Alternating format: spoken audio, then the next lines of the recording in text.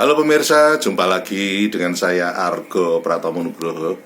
Saya hadir lagi ke ruang handphone dan smart televisi Anda karena saya meruput pagi-pagi ini di hari Jumat.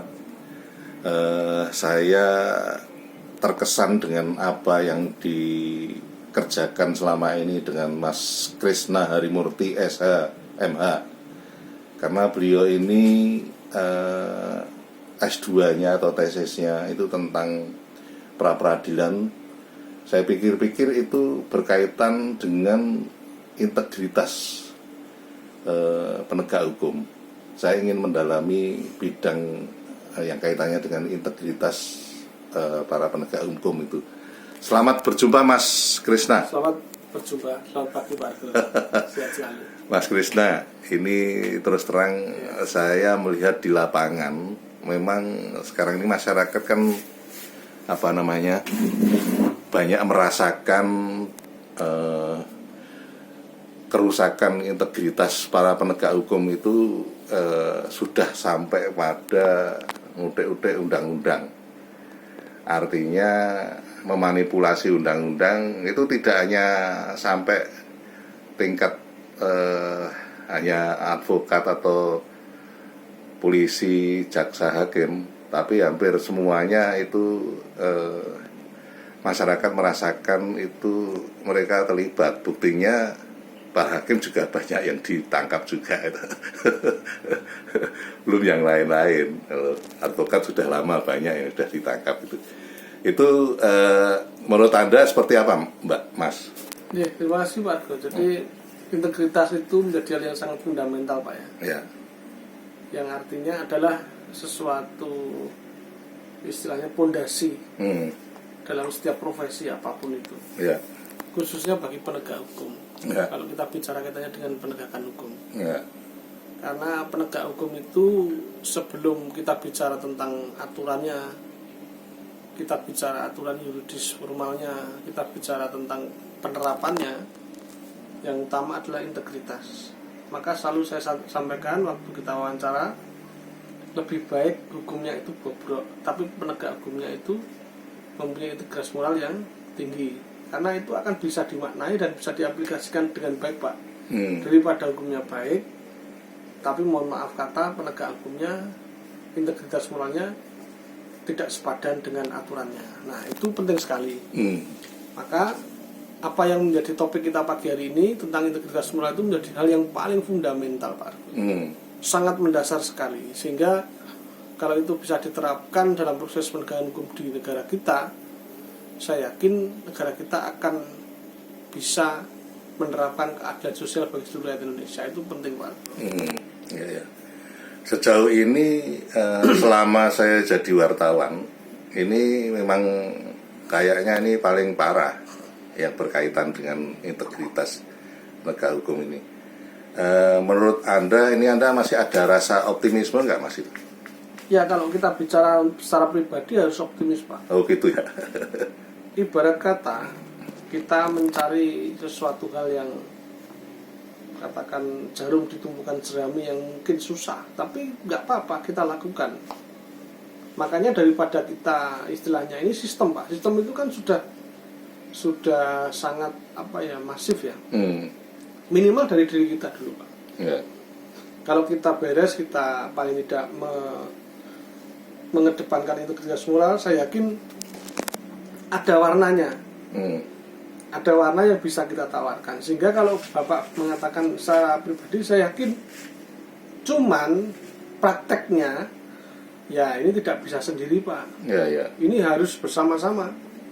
Dari sejak pimpinannya, mana tingkat pemerintahan dari presiden sampai bawah, kemudian DPR, kemudian dari kalau di yudikatif Mahkamah Agung, semua penegak hukum, kepolisian, kejaksaan, termasuk advokat. Ini nggak bisa sendiri Pak. Negara ini terlalu besar. Jadi minimal kita harus berani menyatakan paling tidak diri kita dulu.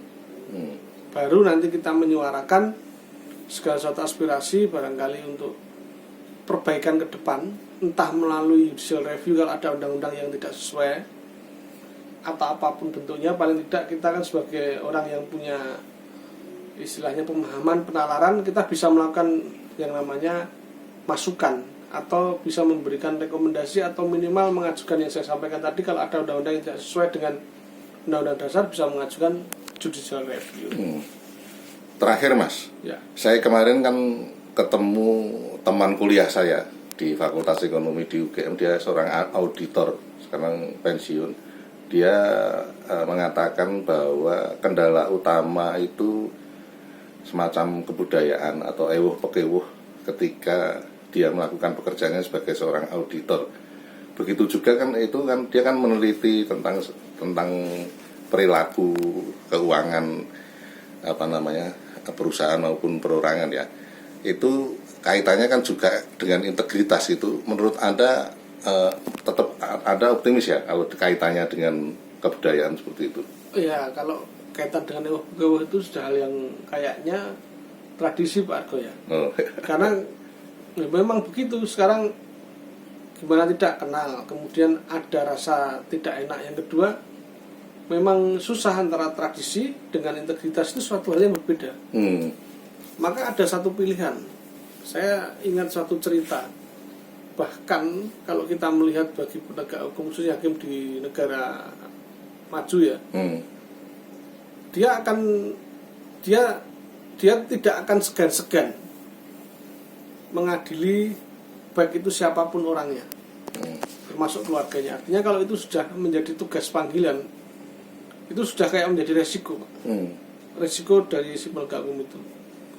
Jadi kalau ada budaya yang semacam itu tadi, memang itu pasti masih adalah di negara kita. Tapi untuk ke depan, harapan kita ini kan masih pergantian generasi Pak. Generasi yang maaf ya, yang sudah lanjut ya, seperti feodal itu ya. Sudah, ini kan akan berganti generasi. Nah, harapan kita dengan perubahan kondisi bangsa kita ini, setidaknya ada kemarin pembelajaran yang begitu besar. Mestinya kita belajar dari keadaan itu. Kok bisa seperti ini? Pasti ada yang tidak beres dengan yang namanya keadilan sosial bagi seluruh rakyat Indonesia. Ini penting, terbukti. Ini masih ada istilahnya ketidakadilan ini apa? Banyak Pak. Ada dari sisi ekonomi, hukumnya, peraturannya dan sebagainya. Artinya kalau begitu, kalau kita tengok di masyarakat kita, ada upaya yang meledak-ledak sampai istilahnya melakukan, maaf ya, penyampaian aspirasi mengarah kepada pengerusakan itu sudah memuncak. Tetapi kita juga harus ingat, kalau kita mau membenahi sistem, minimal 5 tahunan itu penting Pak Argo. Nah, disitulah letak di mana kita akan ditentukan nasib kita. Dari satu kata apa? Memilih sesuatu tadi. Kalau kita melihat track record integritasnya dari pemimpin itu penting. Jangan hanya sebatas, maaf ya, transaksional. Nah, akhirnya mungkin dampaknya kurang begitu efisien, sehingga seperti ini kondisi di negara kita ya.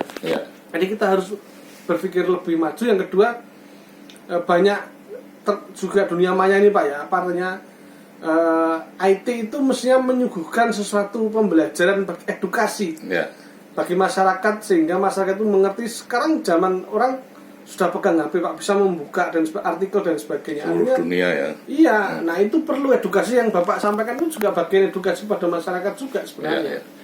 Oke, terima kasih Mas. Nanti lain kali saya akan datang lagi. Matur nuwun. Pak. Nah pemirsa, akhirnya saya Argo Pratomo Nugroho undur diri dari ruang handphone dan smart televisi Anda. Argo Pratomo Nugroho terus memberitakan, Anda yang membijaksanakan. Sampai jumpa.